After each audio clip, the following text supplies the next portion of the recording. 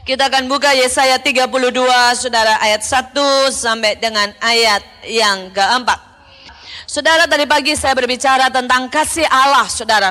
Dan Allah sungguh-sungguh rindu untuk menunjukkan kasihnya lebih daripada kita, saudara, mengharapkan Allah menunjukkan kasihnya. Allah lebih rindu sungguh-sungguh, saudara, untuk melawat saudara dan mengenal saudara, bahkan memberikan yang terbaik lebih daripada yang pernah kita pikirkan. Saudara, saya ambil saja yang gampang dan simpel saja.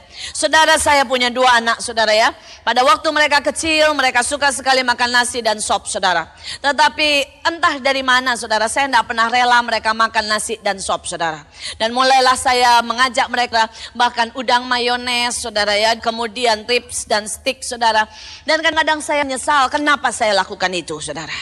Saudara, sekarang saudara mereka seringkali menagih 1 bulan sekali. Dan itu berarti budget dan pengeluaran.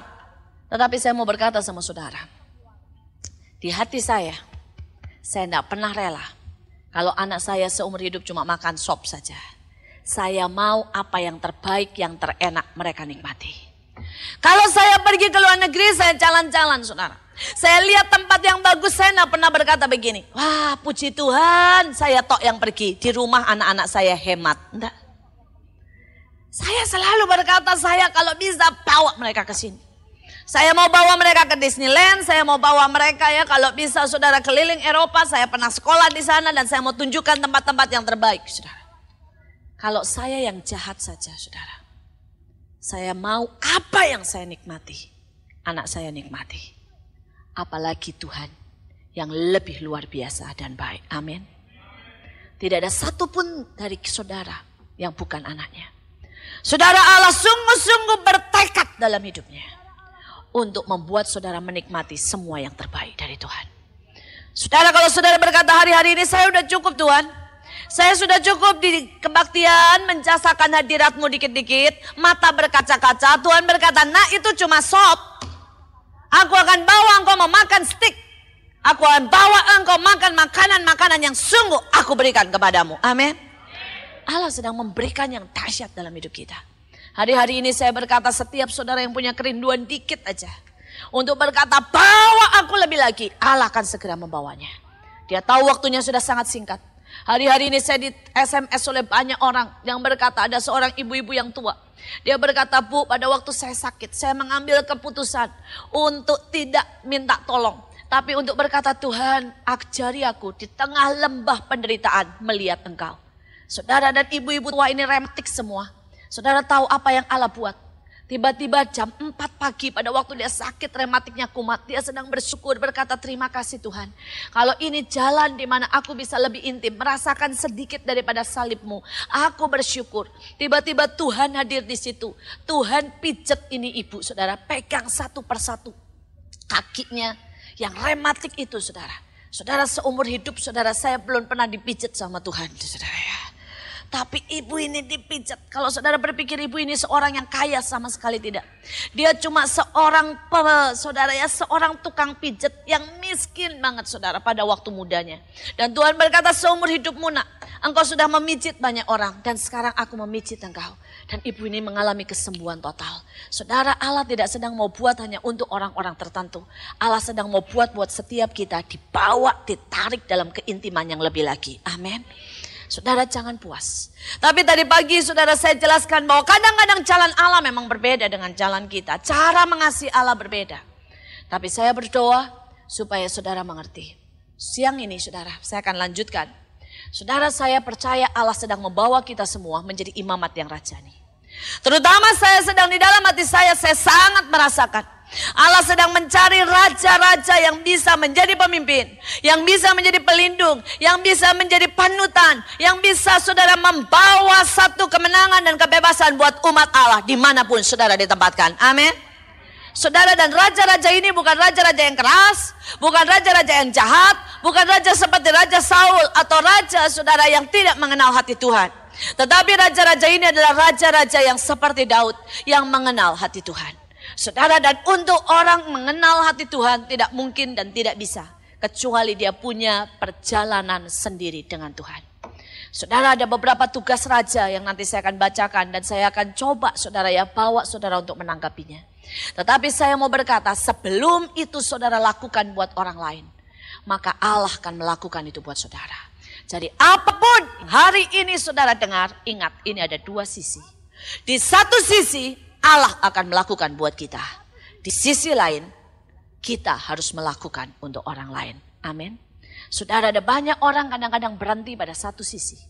Saudara, ada beberapa orang yang berkata, lakukan buat saya Tuhan. Tapi dia lupa, saudara ya, untuk melakukan buat orang lain. Tapi di sisi yang lain, saudara, ada orang yang selalu ingin melakukan buat orang lain, buat orang lain. Tapi dia punya kekosongan yang begitu rupa, dia punya hubungan dengan Tuhan yang begitu jauh, dia pikir dia bisa take care hidupnya sendiri, dia bisa atur hidupnya sendiri dan tidak pernah membiarkan Allah melakukan itu dalam hidupnya. Saudara, sebelum kita lebih lanjut, saya mau tanamkan bahwa firman Tuhan pagi hari ini adalah dua sisi. Biarkan Allah melakukan dulu dalam hidup kita, maka kita akan melakukan dengan hati kepada orang lain.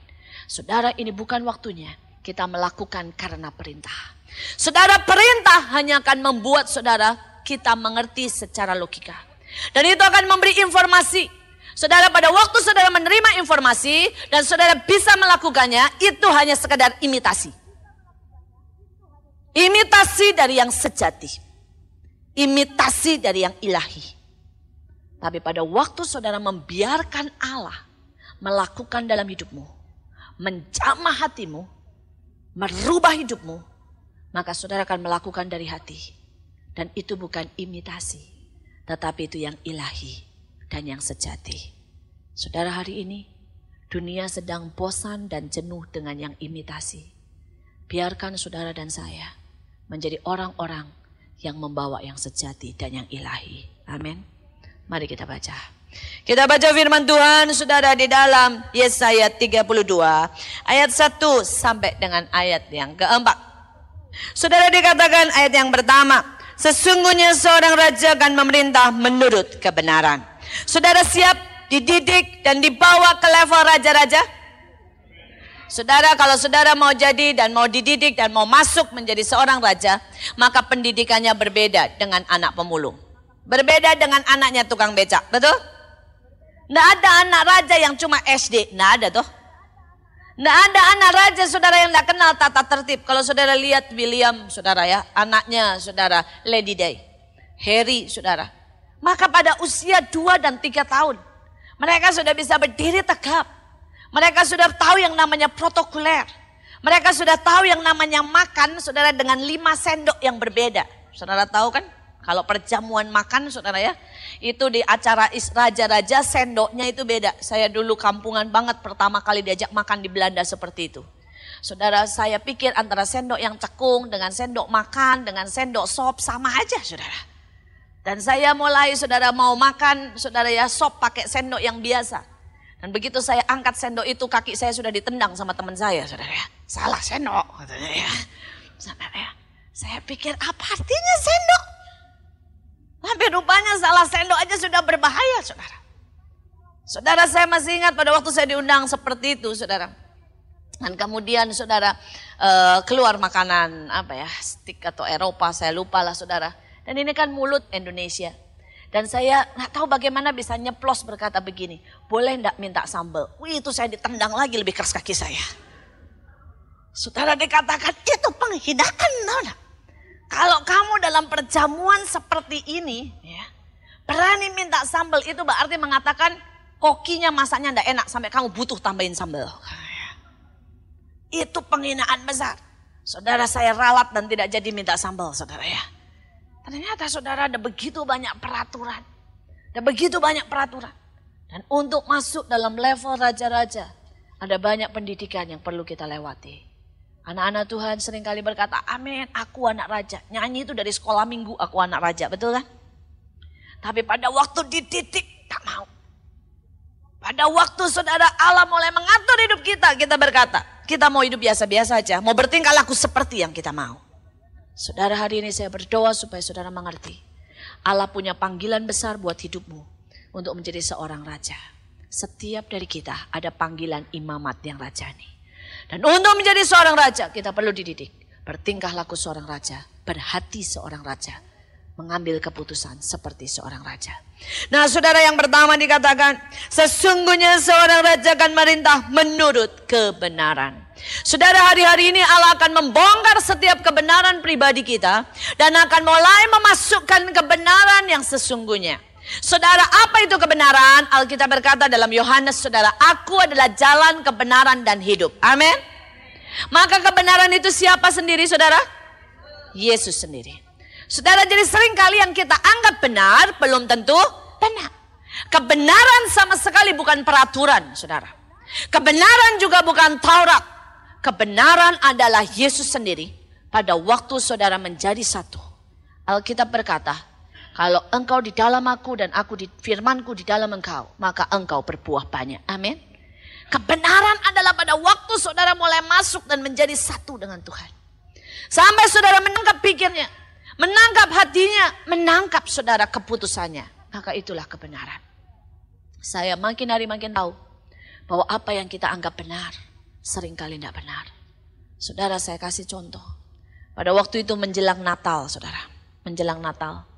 Dan kemudian saudara, ada seseorang yang sakit. Ya, dia sakit kanker, saudara, orang miskin, gelandangan, saudara, orang yang tinggal di rumah-rumah yang seperti itu, saudara. Itu datang ke tempat kami. Dan dia berkata, saya kena kanker dan sudah parah. Tapi dokter berkata kalau diobatin terlalu mahal, jadi dibiarin aja. Saudara, dan dia datang dan kami berkata, kami doakan sebentar, tapi kami gak care. Dan kami berkata, nanti ya kami lagi sibuk Natal. Ya, kami sedang mau perayaan Natal. Nanti sesudah Natal, ya, kami akan care. Saudara, dan kemudian kami mulai melayani dan melakukan KKR itu. Natal waktu itu berarti KKR. Dan kami begitu sibuk. Ada ribuan jiwa yang harus dilayani. Kami harus doa, kami harus latihan. Dan kami pikir yang kami buat benar. Persis saudara, sesudah KKR, sesudah Natal itu, kami dapat kabar bahwa orang ini tidak kuat menanggung sakit. Dan dia mati bunuh diri. Saudara, karena dia tidak tahan menanggung sakit. Bahkan untuk obat sakit saja dia tidak punya, saudara. Dia mati bunuh diri, gantung diri. Pada waktu itu terjadi, Tuhan tiba-tiba bukakan mata saya. Dan Tuhan berkata, bukankah aku pergi meninggalkan yang 99 untuk mencari yang satu? Bagaimana mungkin hatimu bisa begitu sibuk dengan KKR, dengan pesta yang kau sangka itu menyenangkan hatiku, dan engkau membiarkan satu jiwa masuk ke neraka? Saudara, pengalaman itu membuat saya mengerti bahwa apa yang saya pikir benar belum tentu benar.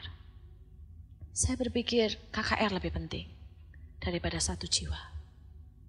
Tapi kadang-kadang saudara, Allah punya perhitungan yang tersendiri. Dia punya hati buat setiap pribadi dari saudara. Percayalah, buat Tuhan saudara itu begitu berartinya. Setiap pribadi sangat berarti. Saya kalau mau cerita tentang kebenaran yang saya bangun sendiri, saya sudah melakukan banyak kesalahan. Saya masih ingat itu juga kebaktian Natal, dekat Natal lah, bukan Natal, oh ya Natal. Saudara, pada waktu itu ada satu orang pemain musik kami yang stres. Saudara, sehingga kalau dia main musik itu tiba-tiba di tengah jalan bisa blank, saudara. Saudara, di tengah jalan ini lagi main musik oke, saudara ya. Tiba-tiba di tengah jalan bisa nyanyiin lagu Mandarin. Coba saudara. Tiba-tiba begitu, blank. Kalau enggak saudara ya, pada waktu bagiannya saudara ya, tiba-tiba dia stop. Dan dia mulai tiup peluit, gitu saudara. Dia ngalamin stres berat saudara dan kacau sekali saudara. Dan pada waktu keadaan seperti itu, dia udah gak bisa diajak latihan. Walaupun udah dilatih nih, udah bener saudara ya. Bisa di tengah jalan dia blank dan rusak semuanya. Orang ini mempunyai kerinduan besar untuk melayani. Tapi kondisinya seperti itu, kena stres. Dan waktu itu saudara, kami hampir-hampir memutuskan untuk dia gak boleh main. Make sense kan? Ini KKR. Kita mau berikan yang terbaik buat Tuhan. Betul? Orang-orang harus diberkati. Bagaimana mungkin di tengah-tengah KKR buat 5.000, 6.000 orang. Tiba-tiba sudah ada musik yang ngeleneng ke sana sendiri. Atau semua orang sedang main di A, tiba-tiba main di D. Itu saudara ya. Bukankah itu akan merusak semua acara dan semua suasana? Coba kalau saudara di pihak saya. Bukankah menurut saya yang saya putuskan untuk membuat dia tidak main, itu benar? Tapi pada waktu itu saudara, Tuhan berkata begini, kalau salah satu dari tubuhmu itu sakit, misalnya jempol aja sakit, potong aja tuh jempol kata Tuhan, daripada ngerepotin. Pada waktu Tuhan bicara seperti itu saya tahu maksudnya. Tuhan sedang berkata itu satu orang adalah bagian dari tubuhmu. Bagaimana engkau bisa dengan mudah memutuskan untuk memotong? Saudara, dan Tuhan berkata, kalau aku mau cari yang bagus nak, aku bisa cari di antara malaikatku. Tidak ada pernah engkau bisa menyajikan satu musik yang lebih bagus daripada malaikat-malaikatku di surga. Tapi yang aku cari adalah hati. Bukankah Natal berarti aku merendahkan diri turun, menjadi bagian dari orang-orang berdosa untuk menyelamatkan yang hilang.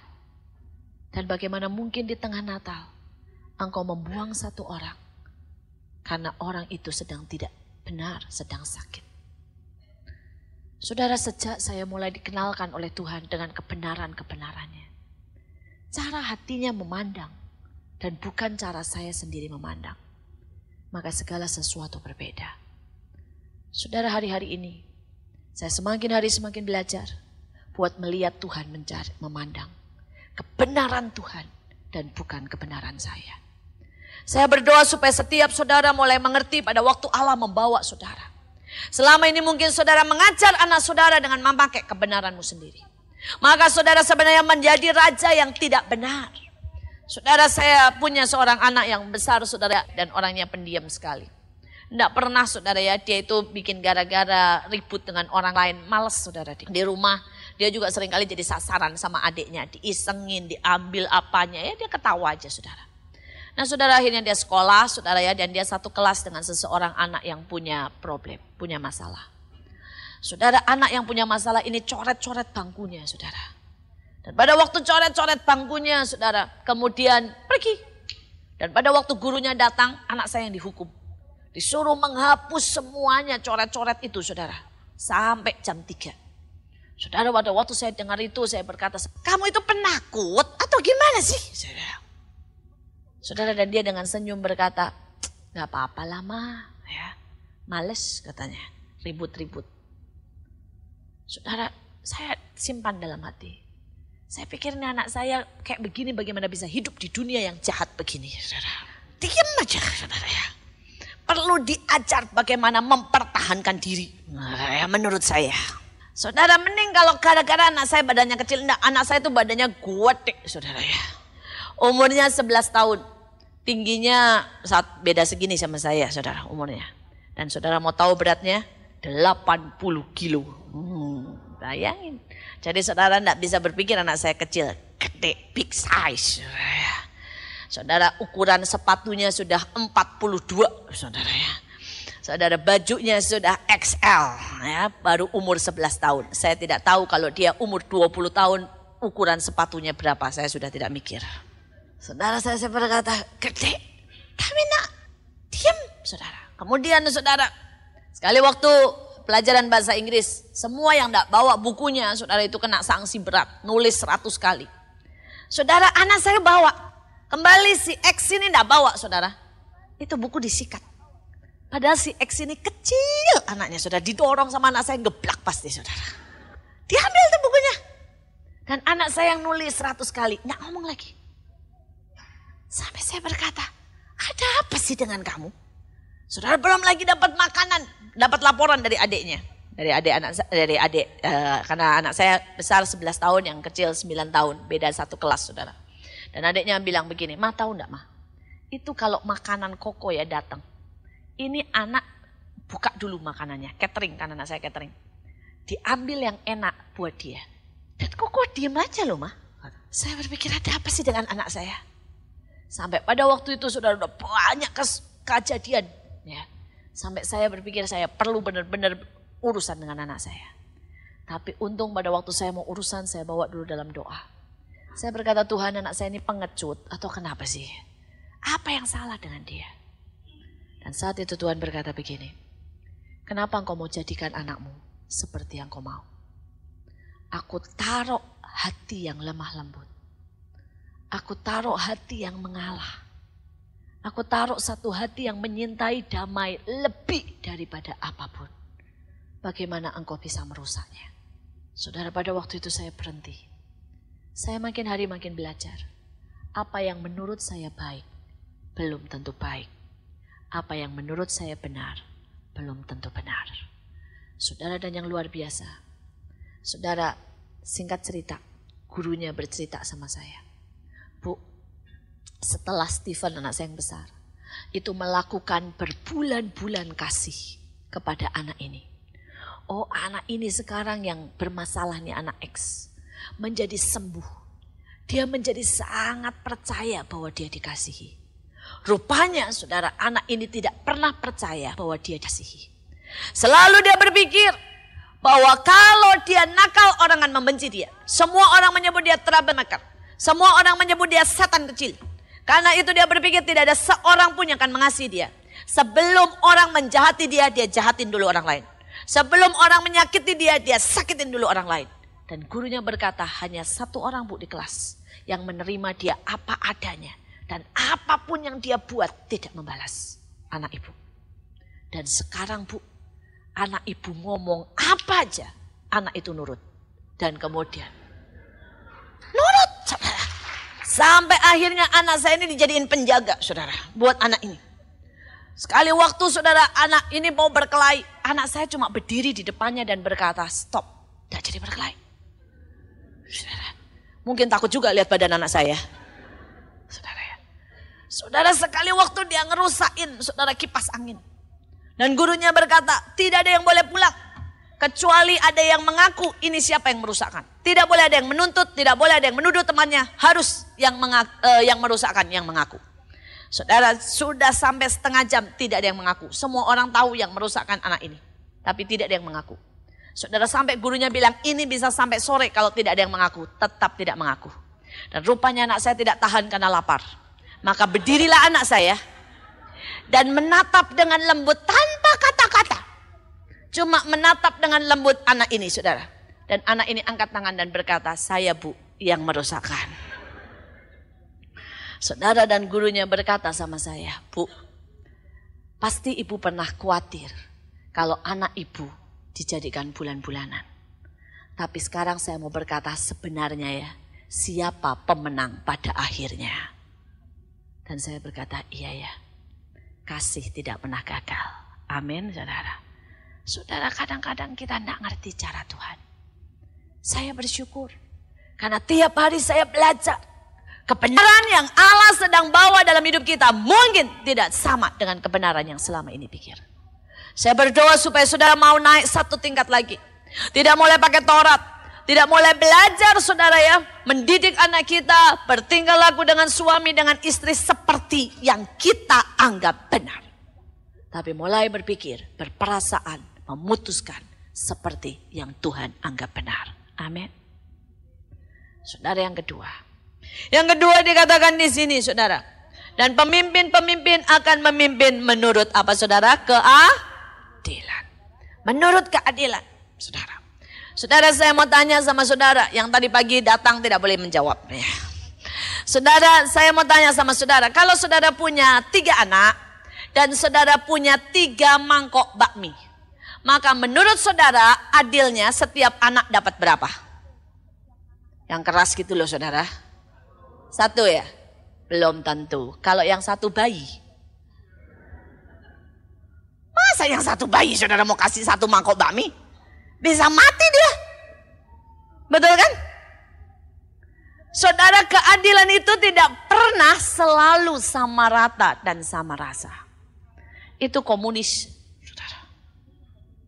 Keadilan adalah memberikan pada setiap orang pada bagiannya. Biar setiap orang ditaruh pada tempatnya.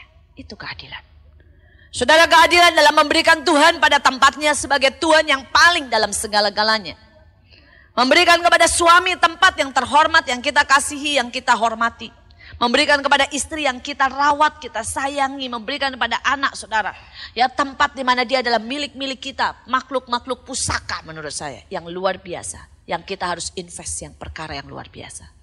Itu keadilan. Dan saya mau cerita supaya saudara mengerti saudara. Dan ini menanam sesuatu dalam hidupmu. Semoga saudara. Sehingga saudara tidak pernah sakit hati dengan Tuhan. Tidak pernah berontak dengan Tuhan. Dan tidak pernah kecewa dengan Tuhan. Saudara, kan ada banyak orang menjerit dan berkata begini. Kenapa yang lain dapat jodoh? Saya belum dapat jodoh. Padahal sudah kepala 4. Padahal kepala tetap 1. Yang satu berkata, kenapa yang lain diberkati, saya tidak diberkati? Kenapa dia dipakai Tuhan luar biasa dan saya tidak dipakai Tuhan? Padahal sama-sama 20 tahun melayani. Dia diangkat, saya tetap jadi guru sekolah minggu. Dia jadi pemimpin yang luar biasa. Saudara, ada begitu banyak cerita yang selalu berkata kenapa, dan kenapa. Ya. Kenapa? Ya. Dia dapat BMW, saya motor pun gak dikasih. Sama-sama anak Tuhan. Kenapa? Dan saya mau sedikit membuat saudara mengerti. Dan belajar percaya. Bahwa Allah tetap memegang dalam keadilannya. Demi kebaikan kita. Saudara, seperti yang saya katakan. Saya mau bandingkan dengan 2 anak saya. Pada waktu anak saya kecil. Dia umur 3 tahun, 4 tahun. Dan kakaknya umur 5 tahun setengah. Kalau kita pergi ke restoran saudara. Maka semua orang akan menuduh saya.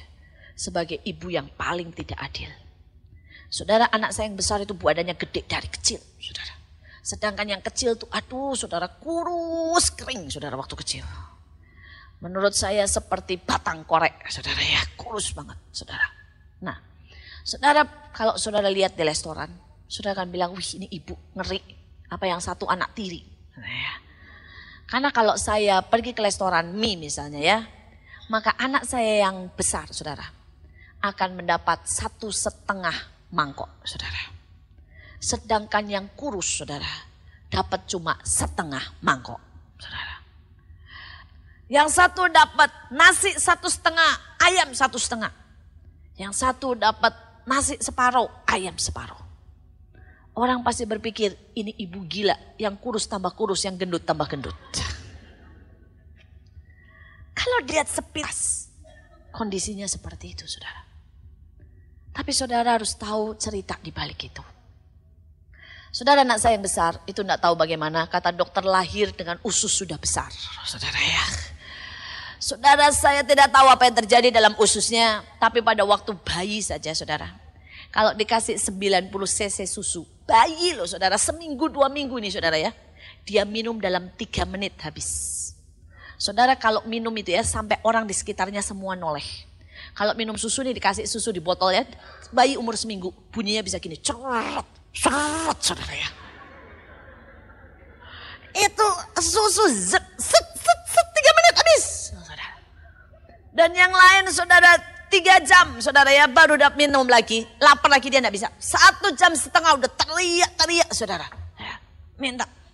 Saudara, itu begitu lahir ya, saya masih ingat banget. Dia lahir jam 12 malam saudara. Nangis didiamin tidak bisa. Dikasih susu langsung habis 90. Sampai susternya bilang ini bayi apa gitu saudara. Saudara, dia lahir udah gede. Makannya wih minta ampun. Itu yang besar saudara. Sedangkan yang kecil saudara ya. Dan itu terus sampai dia besar.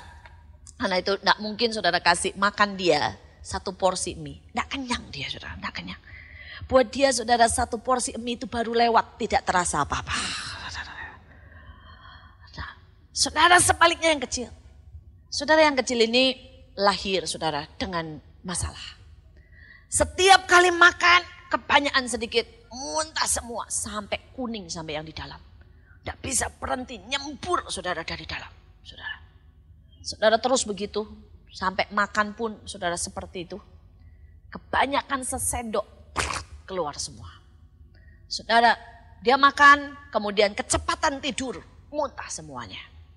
Saudara, dan akhirnya saya bawa ke dokter dan dokter berkata ada masalah dengan enzimnya. Saudara, ini anak memproduksi enzim sangat sedikit.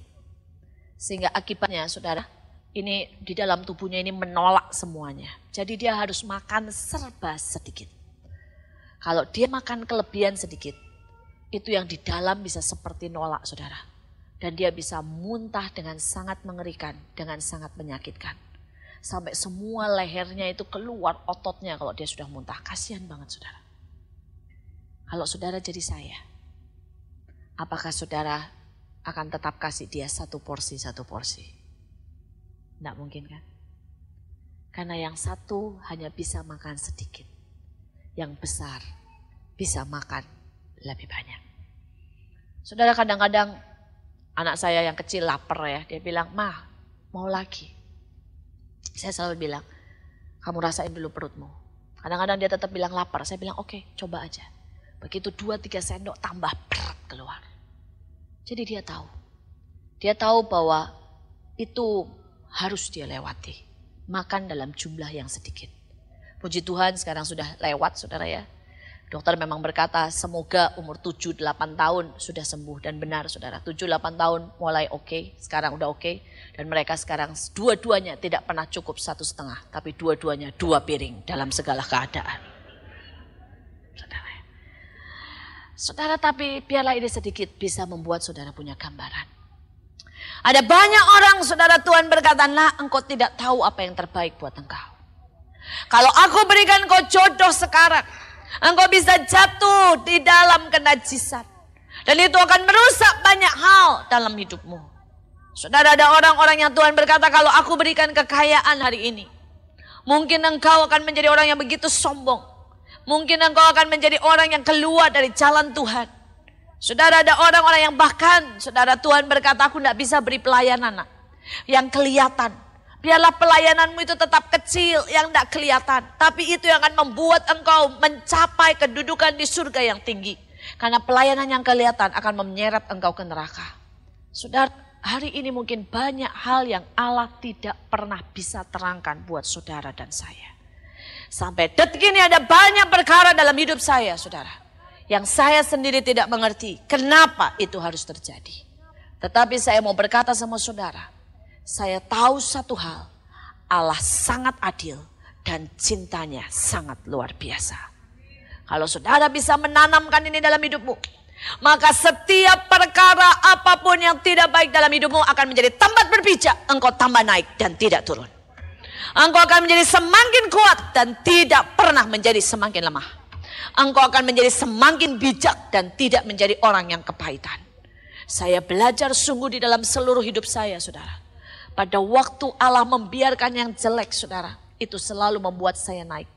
Tapi harus dilandasi dengan pengertian ini. Allah adil dan Allah sedang mengerjakan yang baik dalam hidup kita. Amin. Saudara. Saudara, kita lihat yang selanjutnya. Dengan pengertian ini saya berdoa saudara bisa berlaku adil buat anak-anak saudara. Saudara bisa berlaku adil buat suami, buat bawahan saudara. Adil sekali lagi tidak sama rata, tidak sama saudara dalam segala hal. Saudara, ada orang tua yang mencoba memperlakukan anaknya sama dan itu mengerikan sekali. Itu menghasilkan kekacauan demi kekacauan. Saya kasih satu contoh lagi saudara soal keadilan supaya saudara nangkep benar saudara ya. Saudara, saya bicara lagi soal 2 anak saya. Saudara, pada waktu itu ada pertandingan bola saudara, seluruh Jakarta dan Jabodetabek. Saudara, dan anak saya dua-duanya ikut klub bola dan mereka ikut bertanding saudara. Pada waktu diumumkan bahwa mereka akan bertanding dari satu turnamen ke turnamen lain saudara, mereka pulang dengan exciting sekali saudara. Dan yang besar langsung berkata begini sama saya, "Mah, doain ya supaya aku jadi pemain cadangan. Duduk aja. Saya mau berdoa buat teman-teman," katanya ya, "supaya menang." Saya nanya, "Loh, kenapa toh namanya Stephen? Kan lebih enak main." Dia bilang, "Enggak mah, kalau main tuh beban mental, kalau kalah lebih lagi," katanya ya. "Nanti disalahin teman-teman. Kalau gol, aduh nyeselnya itu loh mah," katanya ya. "Lebih baik saya duduk baik-baik ya," katanya, "maka amanlah segalanya," katanya saudara. Saudara, kemudian datanglah si kecil adiknya. Udah kurus, kecil, tapi kuat saudara ya sekarang ya. Dan dia datang berkata, Mama kita mau pertandingan sepak bola. Bagus, dia langsung berkata, doain ya Mah, aku tidak akan pernah duduk di bangku cadangan. Saya bilang, enggak apa-apa tuh. Kalau sekali-sekali duduk di bangku cadangan, dia bilang, enggak Mah. Yang duduk di bangku cadangan itu cuma pemain jelek. Saya malu kalau duduk di situ. Lebih baik saya nyumput di WC daripada duduk di tempat itu. Saudara coba, kalau saudara punya dua anak yang seperti itu dan saudara memberi nasihat yang sama. Saudara bilang sama dua-duanya, maju terus.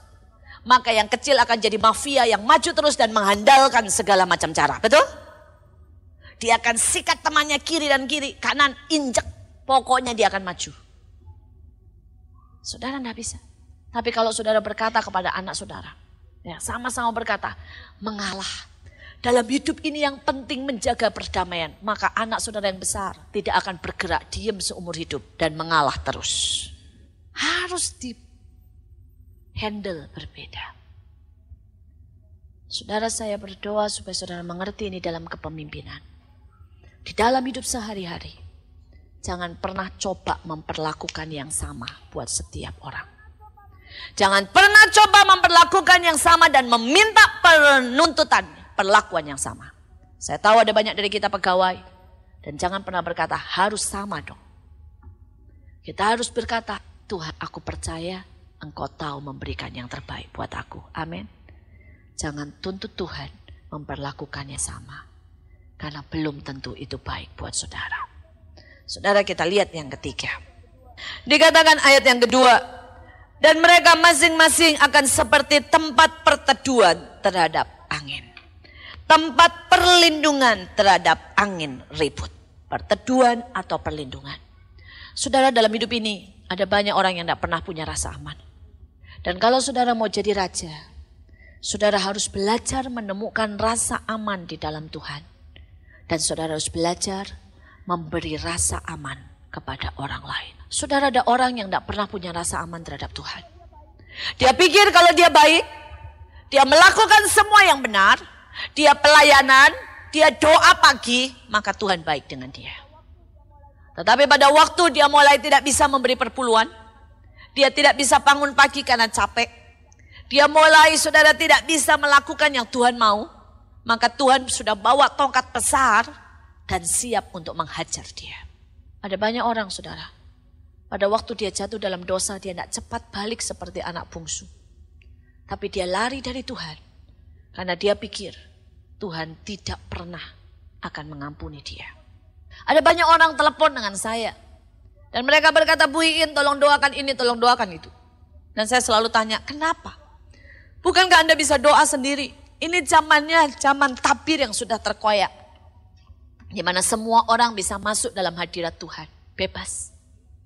Dan saudara mau tahu 80% jawabnya begini. Karena Ibu Iin layak dan Tuhan pasti dengar. Sedangkan saya tidak layak. Atau nakal, kurang beriman, sehingga Tuhan tidak dengar. Di satu sisi saya aminkan Tuhan melayakkan saya dan mendengarkan saya. Tapi di sisi yang lain saya berkata, orang yang berkata demikian tidak pernah mengerti bahwa anak tetap anak. Saudara adalah anak Tuhan. Sejelek apapun engkau tetap anak, betul? Saya tidak tahu bagaimana saudara dengan anak saudara.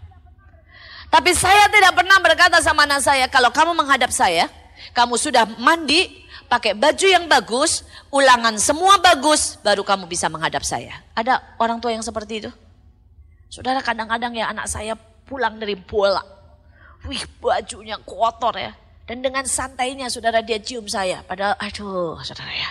Kadang-kadang habis makan ayam tangannya pelepotan. Saya datang dia tinggal peluk kayak saya seenaknya. Kenapa? Anak. Saudara. Dan yang lebih mengerikan lagi saudara dari yang namanya anak. Tidak banyak orang berani suruh saya. Tapi anak saya duduk di sofa ya dengan baca buku atau lihat TV dan bisa teriak, "Ma, tolong minum dong." Katanya ya. Beraninya ya. Tidak banyak loh yang berani nyuruh Bu Iin kayak begitu. Tapi anak, betul? Anak. Saudara, Kalau saya khotbah di depan saudara, saya tidak terlalu takut. Saya tadi pagi bilang, yang saya paling takut itu khotbah di depan anak saya, saudara. Saudara, kalau saya khotbah sudah lebih dari 1 jam ya, tidak ada yang berani angkat tangan. Anak saya berani. Artinya bilang sudah 1 jam mah turun. Kenapa? Anak. Tidak ada yang berani bilang khotbah saya jelek. Walaupun jelek saudara telan sendiri, betul toh?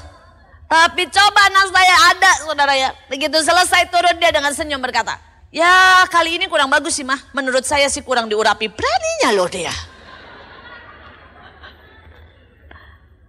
Sekali lagi kenapa? Anak. Dia punya rasa aman terhadap saya, saudara. Dia bisa bilang apa saja, saudara. Dia punya keintiman, kedekatan. Pada waktu dia berbuat salah, dia pecahin gelas. Dia bisa berkata, saudara, "Mas, sorry ya, pecahin gelas." Dia punya rasa aman. Pada waktu ulangan jelek, saudara, dia bisa berkata, "Ma, ya, ulangan jelek, Mas, sorry ya." Tapi saya tidak tahu, saudara. Ada banyak orang yang tidak punya rasa aman. Dan seringkali dibangun karena trauma-trauma dalam hidupnya. Saudara, anak saya berani menegur saya. Pernah saya buka, ya namanya mereka mulai bertumbuh dewasa, saudara. Saya buka HP-nya, saudara, tanpa seizin dia. Dia langsung bilang, "Ma, yang sopan dong. Kalau buka HP, tanya dulu." Katanya, ya. Kenapa? Anak. Saudara. Saudara, dan yang saya mau katakan di sini begini. Saudara benar-benar yakin gak sih kalau saudara anak Tuhan? Benar? Yakin bahwa Tuhan terima saudara apa adanya? Yakin bahwa Allah berikan yang terbaik buat saudara semua? Yakin bahwa saudara bisa buka kulkasnya surga dan menikmati apapun yang Allah punya dalam kulkasnya? Amin. Saudara yakin bahwa Bapa kita yang kaya nih ya, tidak akan menahan kebaikan sedikit pun dalam hidupmu? Coba, jangan cuma amin, masuk nih loh sampai sini. Saudara ya, kan ada begitu banyak orang gak punya rasa aman. Sampai dia takut besok makan apa. Saya mau berkata, saudara coba bayangkan, make sense enggak? Kalau saudara ini punya papa kaya raya dan anakmu kelaparan. Engkau sampai kelaparan.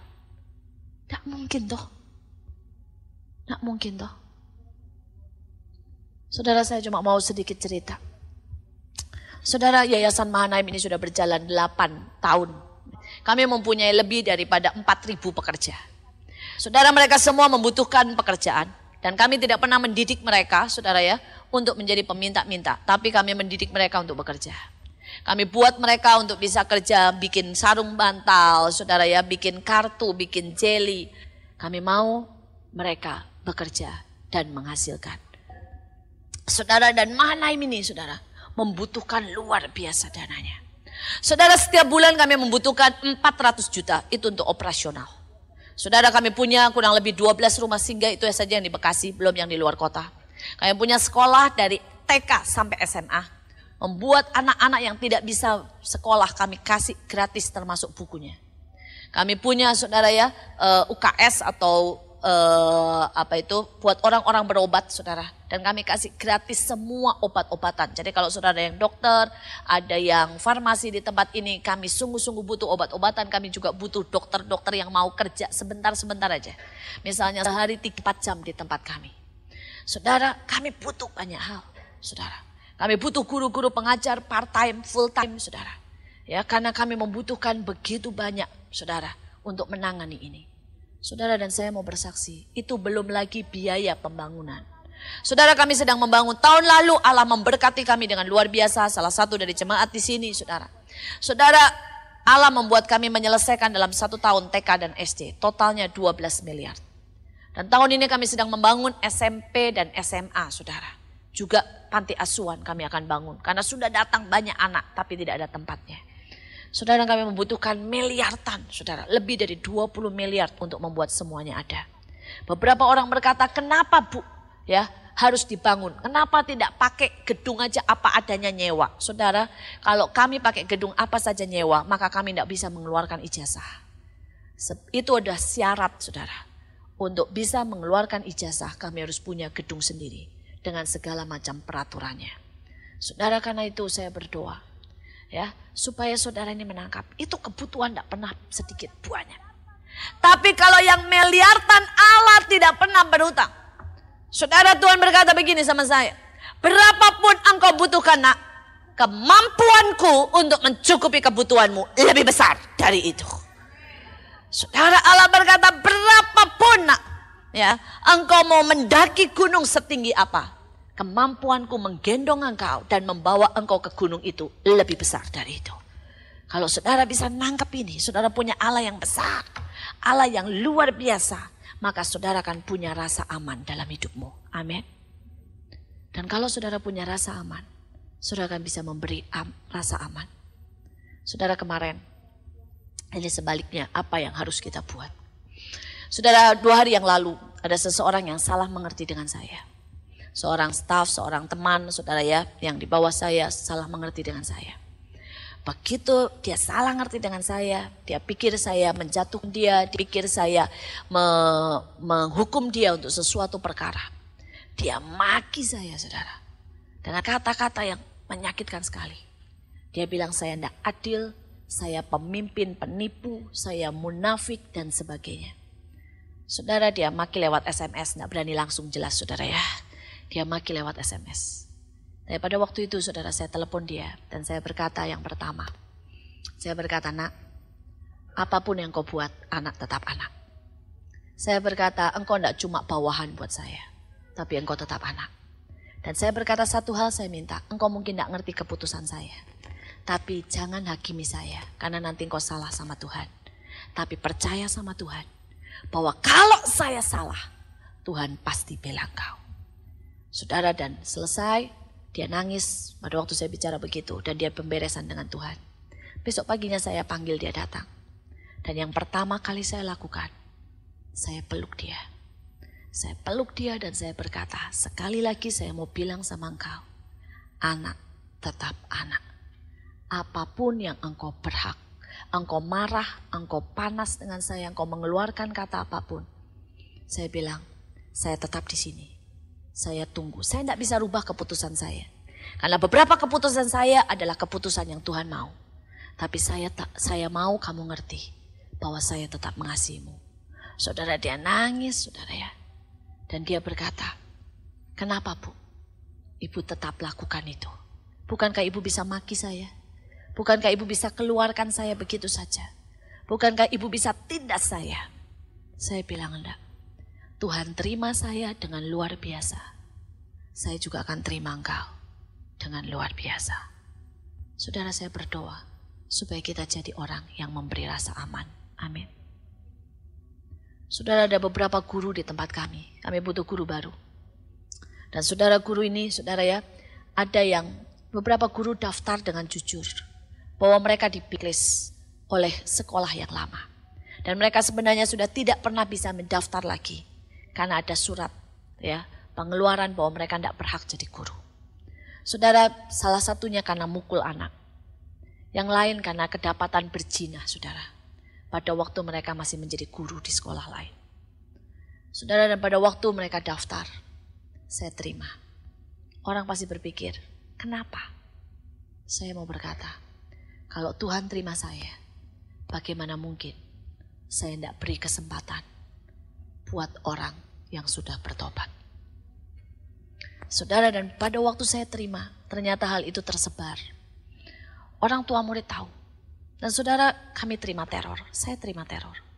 Itu ada orang yang telepon dan berkata, dulu saya pikir ini sekolah bagus. Sekarang menjadi sekolah tempat pelacur, ditutup, jebret. Saudara. Ada yang berkata, dulu saya pikir ini sekolah penuh kasih. Sekarang terima guru yang tempeleng mulutnya, jebret. Saudara, ada lagi yang telepon dan berkata, saya tidak mau ya Bu, sekolah di sekolah yang punya transfer spirit dengan perzinahan. Jepret. Saya tidak tahu siapa yang telepon. Pada waktu itu terjadi, saudara. Beberapa teman bertanya sama saya, Bu, apa kita mau revisi? Apa kita mau keluarkan guru ini? Atau kita buat sesuatu yang lain? Saya bilang enggak. Saya akan berdiri di situ. Dan saya akan memberi rasa aman buat dia. Bahwa saya akan menerima dia. Bahkan kalau perlu, saya akan umumkan di depan jemaat.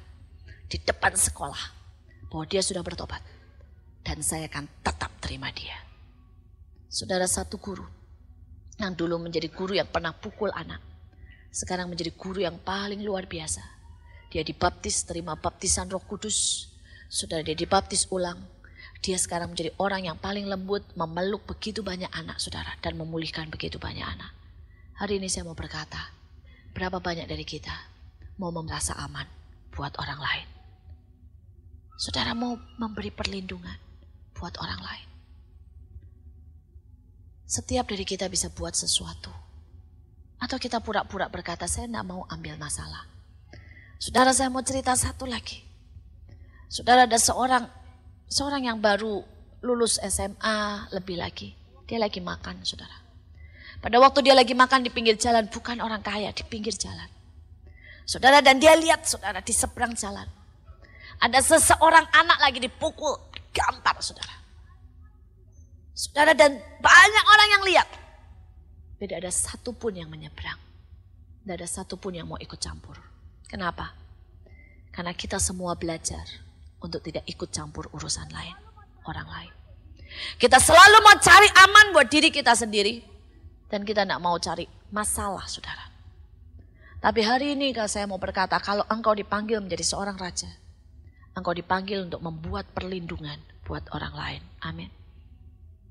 Saudara, dan hari itu anak ini pada dilema, dia mau diam atau dia mau bertindak sesuatu. Perempuan. Dia lihat laki ini gampar anak itu lagi sampai meleleh. Darah. Saudara, dan dia tidak bisa tahan. Dia lari menyeberang, dia bayar makanannya, dia lari nyeberang. Di tengah orang lain tidak buat apa-apa. Dia tangkap tangan orang itu dan berkata, stop, jangan pukul anak ini. Saudara, pria ini mau mukul lagi, dia tangkap. Saudara, terjadi sedikit keributan karena perempuan ini juga dorong dan sebagainya. Orang mulai lihat dan rupanya laki ini tahu keadaannya tidak menguntungkan. Dia bilang, ini anak bukan, apa-apa bukan, tidak pernah menguntungkan. Dia kasih ke perempuan ini dan pergi. Rupanya memang ini salah satu dari anak yang dia terima dari kecil hanya untuk dipaksa mengemis dan mencuri. Saudara, dan sejak saat itu dia ambil anak ini jadi anaknya. Dia rawat. Saudara, perempuan ini di depan orang lain tidak jadi raja. Tapi depan Tuhan dia bertingkah laku sebagai seorang raja. Amin. Ada banyak pria yang mungkin kelihatannya kuat dan kaya. Mungkin kelihatannya seorang pemimpin. Tapi lebih pengecut dari wanita ini. Dan hari ini saya mau berdoa. Supaya bangkit raja-raja yang sesungguhnya. Yang bisa berdiri. Dan berani mengambil keputusan. Untuk melindungi. Sudah ada banyak orang bahkan lebih jahat dari itu. Mereka menindas. Menindas istri, anak, saudara. Menindas pegawai, pembantu. Saya masih ingat apa yang terjadi sama pembantu saya. Pada waktu itu pembantu saya baru masuk, saudara. Ya, orang agama seberang. Dan pulang pelayanan dia bikinin saya kopi, es kopi yang enak, saudara. Dan saya berkata sama dia, Mbak, terima kasih. Dia bengong. Saya bilang, kenapa Mbak? Ibu ngomong apa? Terima kasih, saya bilang. Dia bengong. Terus saya bilang, udah Mbak, saya cuma mau ngomong terima kasih. Dia bilang, oh katanya ya. Saya masih gak ngeh apa yang terjadi. Kemudian saudara besok dia masak sesuatu yang enak. Menurut saya enak banget lah saudara. Dan saya berkata, Mbak, masakanmu tuh enak banget loh. Ya memang cuma oseng-oseng, cuma lodeh, tapi enak banget. Saya gak bisa loh Mbak masak seenak seperti ini. Saya bilang, makasih ya Mbak, kamu mau kerja di sini. Aduh, buat saya kamu nolong banget. Saudara, dia bengong nangis saudara. Pada waktu dia nangis, saudara, saya bilang ada apa yang salah dengan saya? Dan dia berkata, Bu, saya kerja selama ini sudah 4 tahun. Saya tidak pernah dengar terima kasih, apalagi dipuji. Dia bilang, Bu, Ibu aneh, tapi saya senang, katanya. Dia nangis. Saya pikir ini kesempatan penginjilan, saudara. Jadi saya langsung, saya agak naif saudara ya. Dan saya tuh percaya orang Kristen itu baik banget. Jadi saya bilang gini, makanya Mbak jadi orang Kristen. Saya bilang begitu. Terus dia diam. Terus saya bilang gini, pasti Mbak dulu kerja bukan orang Kristen kan? Kalau orang Kristen ya, kita semua diajar untuk sama, saling mengasihi, saling menghormati. Dia bengong aja, terus dia ngomong begini, Bu, dulu saya kerja sama pendeta. Habislah penginjilan saya, saudara. Saya mati kutu dan tidak tahu mesti ngomong apa lagi. Saudara, mengerikan. Saya baru sadar bahwa banyak orang Kristen tidak menjadi raja yang melindungi, tapi menjadi raja yang menindas, lalim. Saudara, saya berdoa supaya tidak ada seorang pun di sini yang memilih menjadi raja yang lalim, saudara, tapi menjadi raja yang melindungi. Biar keluar dari hatimu, saudara, untuk melakukan sesuatu. Kalau saya mau cerita, ada begitu banyak yang mengerikan. Mengerikan sekali juga di dalam gereja. Orang-orang tidak dilindungi, haknya ditindas begitu rupa. Tapi saya berdoa, kita menjadi orang-orang yang akan berbeda mulai hari ini. Saudara, kita lanjutkan. Kemudian dikatakan, saudara, seperti aliran-aliran air di tempat kering. Saudara, saya berdoa supaya dari dalam hidupmu mengalir aliran-aliran kehidupan. Saudara, ini cara dan ini adalah, saudara ya, target dan syarat seorang raja. Kalau seorang raja, saudara, di dalam Amsal dikatakan, dia memberi putusan yang tidak bijak. Dia sekedar ngomong janji tetapi tidak, saudara, menggenapinya. Maka sebenarnya dalam hidupnya yang mengalir itu cuma sungai yang kering. Tetapi bukan aliran-aliran sungai. Saudara, saya berdoa supaya dalam hidup kita mengalir aliran-aliran sungai yang hidup. Damai, sukacita, roh kita menyegarkan roh lain. Orang-orang di sekitar kita. Tapi bagaimana itu bisa terjadi sekali lagi? Kalau saudara intim dengan Tuhan. Pada waktu saudara berjalan dan intim dengan Tuhan, maka saya percaya perubahan itu terjadi. Saudara, ada sesuatu yang mengalir dalam hidup. Saudara, pelayanan yang tertinggi itu bukan pelayanan karena engkau berkarunia. Pelayanan yang tertinggi bukan karena engkau, saudara, memiliki jabatan dan pangkat-pangkat tertentu di dalam pelayanan. Tapi pelayanan yang tertinggi pada waktu dari dalam hidupmu mengalir aliran-aliran air hidup. Saudara, maka engkau menjamah saja orang. Orang itu bisa menangis. Maka engkau hanya berkata satu patah kata. Orang itu bisa bertobat. Maka engkau memberikan sesuatu kepada orang. Dan orang itu bisa diubahkan. Saudara, karena apa? Karena dari dalam hidupmu mengalir sesuatu yang berbeda. Orang tahu ini bukan basa-basi. Tapi ini adalah sesuatu kehidupan yang sesungguhnya. Dan ini bisa dilakukan oleh setiap kita. Setiap kita yang punya hati raja. Setiap kita yang dari dalamnya mengalir aliran-aliran yang bersih. Amin. Dan akan saya tutup dengan ayat yang terakhir. Ayat yang ketiga. Maka orang-orang yang melihat tidak lagi akan tertutup. Dan telinga orang-orang yang mendengar akan memperhatikan. Saudara, hari-hari ini saya tahu Allah sedang ingin membuka mata kita lebih lagi. Mempertajam telinga kita. Membuat hati kita lebih bijaksana. Itu ayat yang keempat. Saudara, dan setiap dari kita jangan stuck di level ini. Biarkan Allah membuka matamu lebih dan lebih lagi mengajarkan hal-hal yang baru. Saudara, yang rohani maupun yang jasmani. Biarkan telingamu membuka lagi, dibuka lagi oleh Tuhan dan dipertajam untuk mendengar hal-hal yang baru. Dan biar hatimu diubah setiap hari menjadi hati yang bijaksana. Amin. Saudara, dulu saya pikir ya, Tuhan sudah cukup, saudara, berurusan dengan saya. Tapi hari-hari ini saya tahu tiba-tiba selera Tuhan beda dengan selera saya.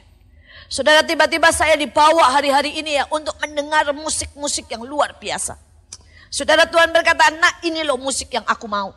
Saudara, saya beberapa waktu yang lalu dengar musik penyembahan yang luar biasa. Saudara, itu seperti desau air bah, luar biasa. Dengan konsep musik, dengan biola, dengan semua alat musik. Wow, saudara. Sampai saya berkata, Tuhan, yang seperti ini tuh yang kau mau dengan penyembahan. Tuhan bilang, ya. Jadi jangan puas, nak.